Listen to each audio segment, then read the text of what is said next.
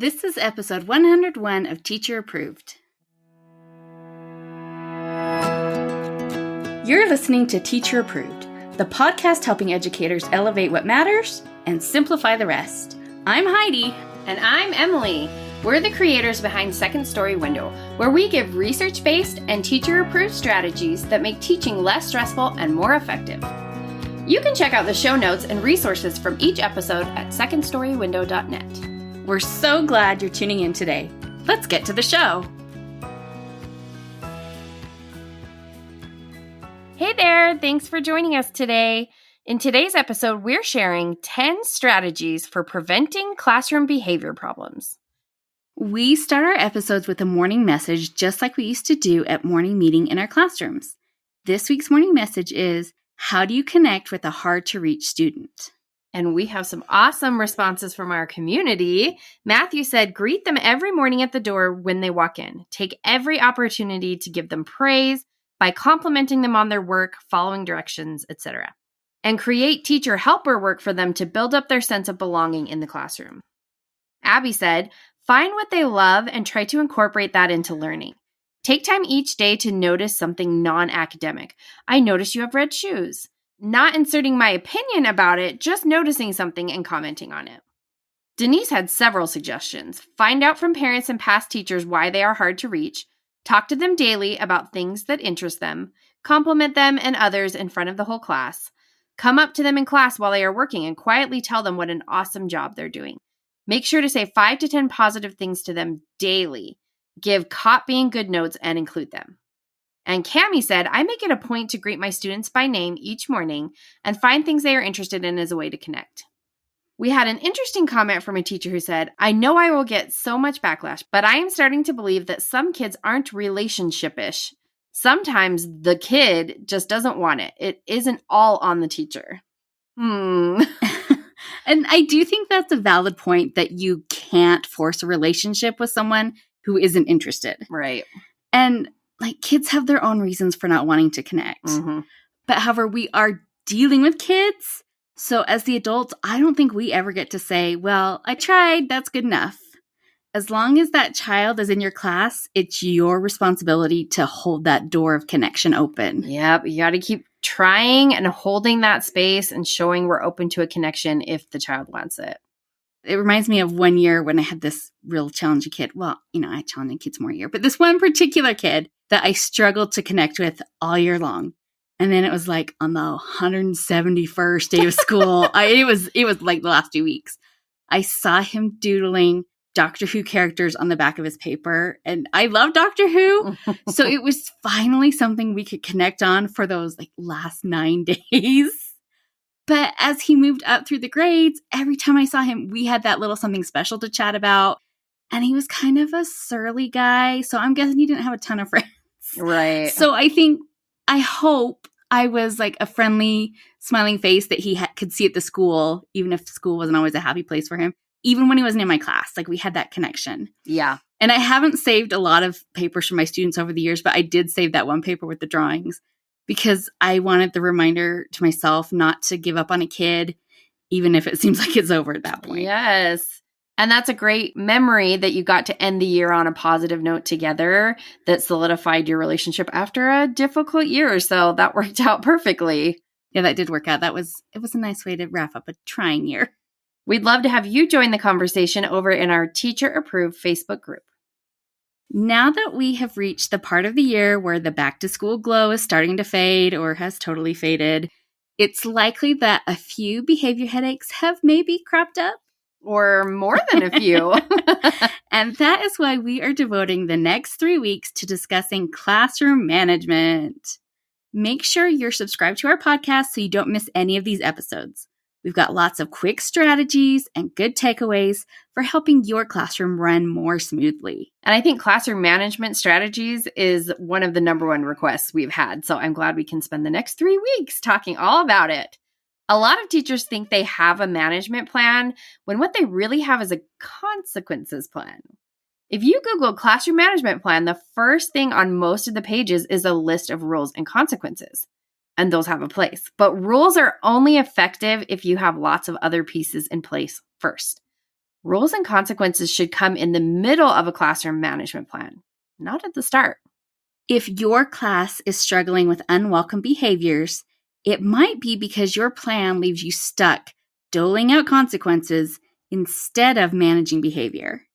The purpose of consequences is to influence future behavior, but that's really like putting anti-itch cream on a mosquito bite and hoping it keeps you from being bitten by another mosquito. Right. It's not really going to help solve the problem. So instead of treating the problems as they crop up, a truly effective management plan is proactive instead of reactive. It's like bug spray because it prevents most issues from happening in the first place. Our ideal classroom is one that bolsters the social, emotional, behavioral, and academic development of all students. And the purpose of classroom management is to create a space that nurtures that development. So let's imagine if we were giving this podcast as a presentation. This is the point where we'd project the iconic 3-pillar slide, right? Absolutely. I Googled pictures of 3-pillar slides and yep, there's lots of them. So if you don't mind playing along, please imagine a charming PowerPoint slide of a structure with a triangle roof labeled Positive Student Development. And what's holding up that roof? Well, we've got a pillar labeled Prevent Management Problems. That's our first pillar of classroom management support. Then we have pillar 2, Plan for Management Problems. And our third pillar is Predict Management Problems. That first pillar, preventing problems, supports us because we don't have to manage problems if they don't crop up in the first place, right? They're like our bug spray. But even with the best prevention, we're still going to have some friction in the classroom. So we need to plan for addressing that in positive ways. And that's why the second pillar is planning for the problems that will still occur. This is when rules and consequences come into play. And that third pillar is predicting problems. This means anticipating the times when your normal management plan isn't enough and accounting for that deficit beforehand. We'll talk a lot about this pillar as we head into the craziness of the holiday season so that you can be prepared. But we aren't there yet. Yeah. So today we're going to take a deep look at how we can prevent classroom problems. Remember, we are all about being proactive with our management, not reactive. To help you be proactive, we are sharing 10 key things you can do to prevent classroom management problems from occurring. So the first thing you can do is to maximize student engagement. We just talked about this in episode 99, so go back and check that out if you want a deep dive. Teachers often default to thinking that engagement only relates to lessons. But a truly engaged student is positively involved and willing to participate on a behavioral level and an emotional level, as well as an academic level. Student engagement can prevent management problems because it's the glue that holds a class together. All aspects of student learning and growth depend on student engagement. If you don't have it, nothing works, especially not your management plan. So how do you maximize student engagement? That requires you to balance the novelty and structure in your class, which is something we've talked about a lot on the podcast. A productive classroom has both novelty and structure, but too much of either one leads to problems. Right. That's because unengaged students are tipping into overwhelm or boredom. And either way, they're creating disruptions. Yeah. Bless their hearts. The key to maximizing engagement is to pay attention to what's happening in your classroom at any given moment. Is everything running smoothly? If not, there is either too much structure or too much novelty. If there's too much structure and students are getting off task because they're bored, increase the novelty. In episode 35, we share lots of tips for increasing novelty. It's one of our favorite episodes. But if you have too much novelty, you need to tamp it down by increasing the structure of what's going on in your room. The second way to prevent classroom management problems is to use active participation. Students who are participating aren't causing problems, so we want to use lots of active participation throughout our lessons, not just at the end. In each lesson, engage your students by asking questions in ways that get them thinking. Look for ways students can interact with the content instead of just hearing the content. And if your students can handle the novelty, look for ways your students can engage with each other during a lesson. And if you want more tips on active participation, check out that episode 99 we mentioned for all our tips and suggestions. The third way you can prevent classroom management problems is to plan for the trouble spots. No, you don't need a crystal ball for this. Ooh, but cool if you have one. But you might need some experience. And if you're a new teacher, just consider what happens when students are outside of your classroom. Which of those times are likely to result in problems? Well, recess is probably number one on your list. So make a plan for how to address that. Maybe that means setting up specific recess rules and consequences. Maybe that means teaching kids what to do at recess. One of our favorite back-to-school tips is to teach recess games so kids have fun options that don't result in fighting. But you don't have to save this for the start of the school year. You can teach recess skills at any point. Yet now might be the moment when everybody's having problems. And we talk about this in episode 92 if you want more information.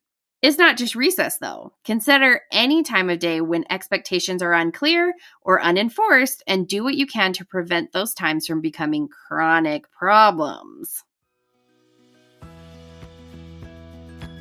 Hey there, teacher friend. Do you have a question or concern that could use a teacher-proof solution? We'd love to help you out by answering your question here on the podcast. You can submit your questions to hello@secondstorywindow.net and put podcast question in your subject line. We can't wait to hear what's on your mind.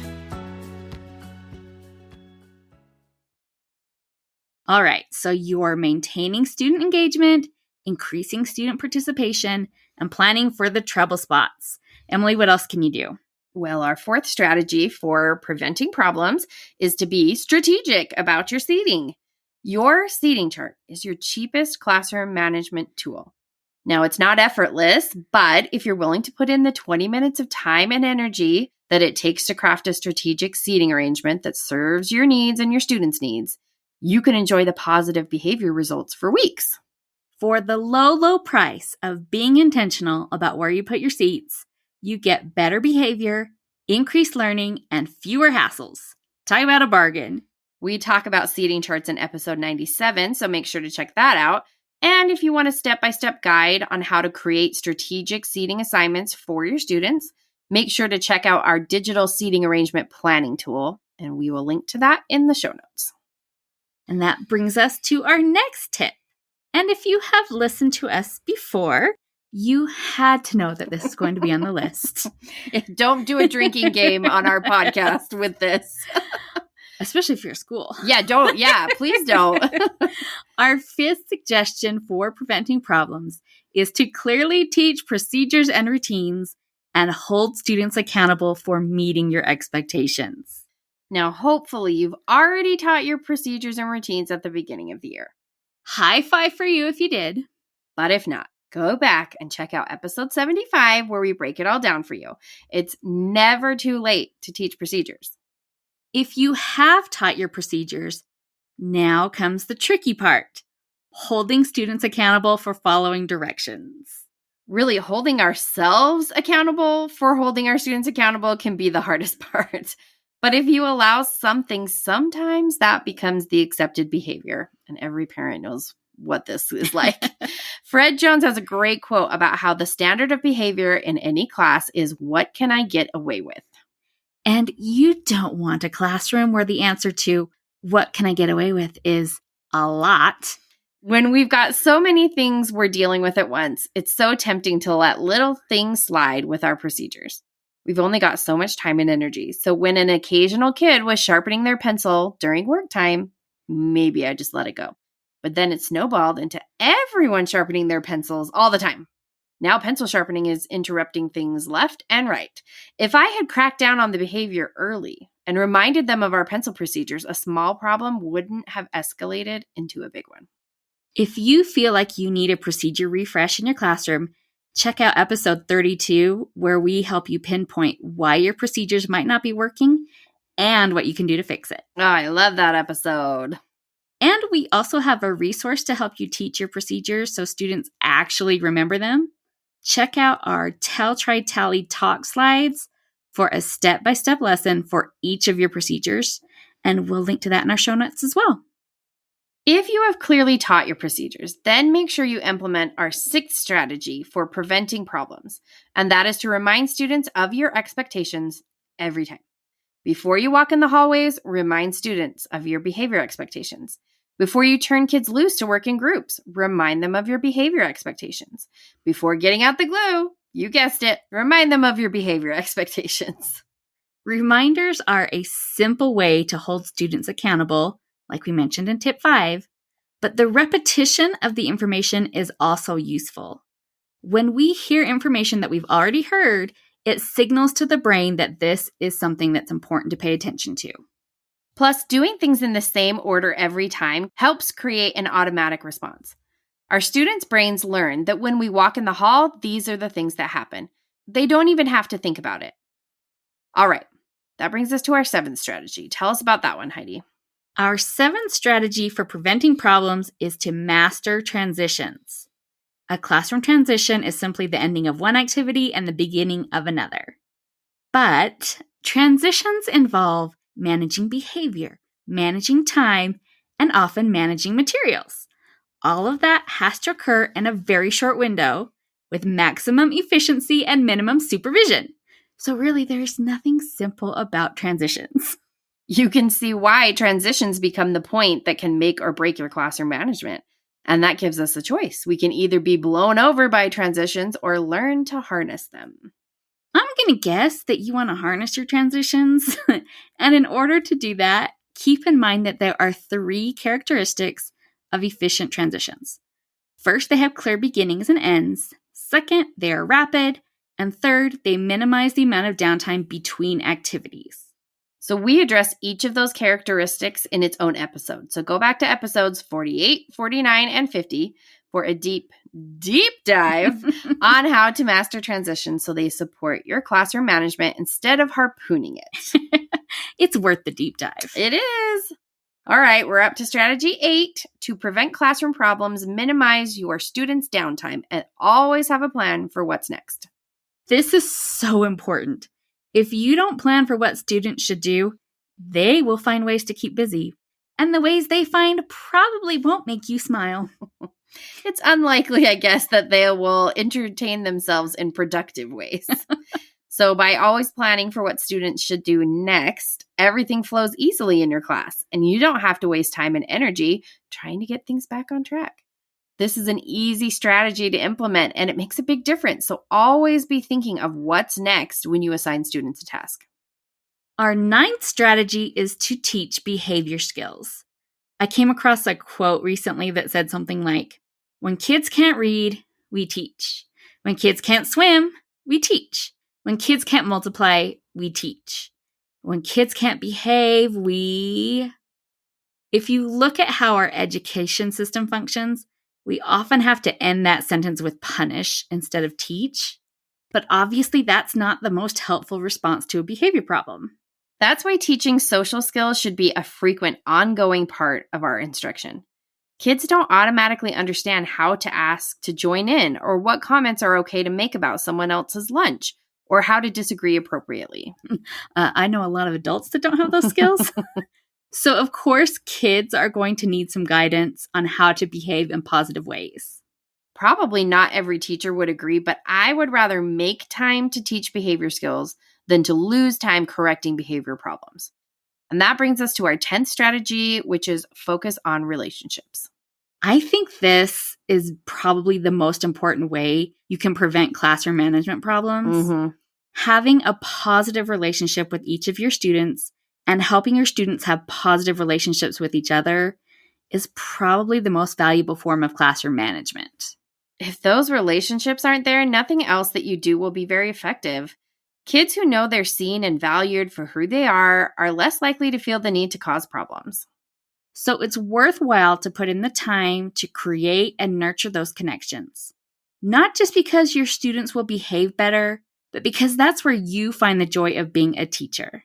But you guys already knew that, didn't you? Of course they did. This week, take a look at how you manage your classroom. Are you doing what you can to prevent problems from occurring? Keep in mind our 10 strategies for preventing behavior problems, which are, get ready, maximize student engagement, use active participation, Plan ahead for the trouble spots. Create a strategic seating plan. Clearly teach your procedures. Remind students of your expectations. Master transitions. Minimize downtime. Teach behavior skills. And nurture relationships. That's a lot to remember. Yeah, you may need to re-listen to this episode. And don't forget that we have a transcript of each episode available on the episode page if you want to read it. But if you are part of our Teacher Approved membership, you get a handy cheat sheet with these 10 strategies so you can reference them easily anytime you need them. We'd love to hear how you prevent classroom management problems. Come join the conversation in our Teacher Approved Facebook group. Now let's talk about this week's Teacher Approved tip. I thought we just did 10 tips. We're doing another one. Each week, we leave you with a small actionable tip that you can apply in your classroom today. This week's Teacher Approved tip is move around the room while you're teaching. Tell us about this tip, Heidi. So the number one deterrent to students goofing around is proximity to the teacher. That's so important to consider when you're planning your seating arrangement. But another way you can maximize teacher proximity and minimize behavior problems is to move around while you're teaching and while students are working. You got to be working the crowd. Mm-hmm. It can be tricky to do this while you're teaching.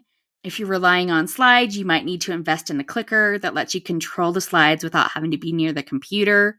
Or maybe you can only move a few steps away from the board for a few seconds at a time. But every time you can move closer to your students, their desire to goof around somehow mysteriously drops. It's magic. This is also important during work time. It can be tempting to get the students started on an assignment and then let them work while you deal with some of your own work. We know you've got plenty. But if you're having behavior problems during work time, try increasing your proximity to the problem by walking around the room and see if it helps. Crowd control, unfortunately, won't create the perfect classroom, but it will get most of the students to do most of what they should most of the time. That's pretty good. And that frees you up to deal with the problems that are left over. To wrap up the show, we are sharing what we're giving extra credit to this week. Emily, what gets your extra credit? I'm giving extra credit to something called OneTab. It is a Google Chrome plugin that you can install if you use the Google Chrome browser, and it will help you manage your tabs. So I have a sickness where I have multiple windows open at a time, and each window is full of a dozen or more tabs that I am certain I cannot close. Partially because I'm working on so many things at the same time, and partially because I'm like, well, that's open because I need to not forget it. But that can be really overwhelming to have all this going on. So what this plugin does is condense all those browser tabs into a clickable list on a single tab. So if at any point you want to reopen one of the tabs or a whole window full of tabs, you could just do that with one click. And then when you're done with that window, but you don't want to close it forever, you can just condense it back down again to the list. I've only been using it for a week, and it is like life-changing. If you have the multiple tab sickness that I do, which I think you're one or the other, you either I don't hardly have any open or you have 75 like me, then you will appreciate this and you'll understand it. If you're Heidi, you will be like, who needs this? But I don't do it because it overwhelms me. So maybe I can have all these tabs open now. You could do this. Yes. So give it a try. We'll put a link to it in the show notes. What are you giving extra credit to, Heidi? Well, you know I have a fondness for Christmas picture books. What? Try not to look at the bookshelf behind me. That's breaking from the weight of the Christmas picture books. It actually is. And I also love books by Mac Barnett and John Klassen. Yes. So my extra credit goes to their new book, How Does Santa Go Down the Chimney?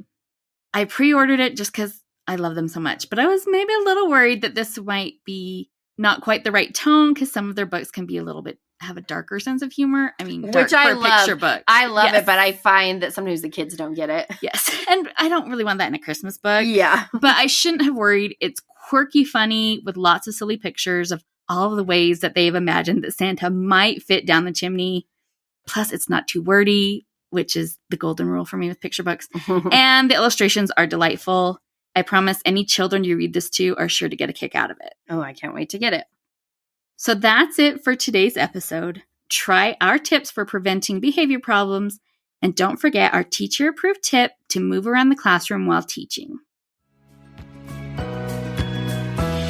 We hope you enjoyed this episode of Teacher Approved. I'm Heidi. And I'm Emily. Thank you for listening. Be sure to follow or subscribe in your podcast app so that you never miss an episode. You can connect with us and other teachers in the Teacher Approved Facebook group. We'll see you here next week. Bye for now. Bye.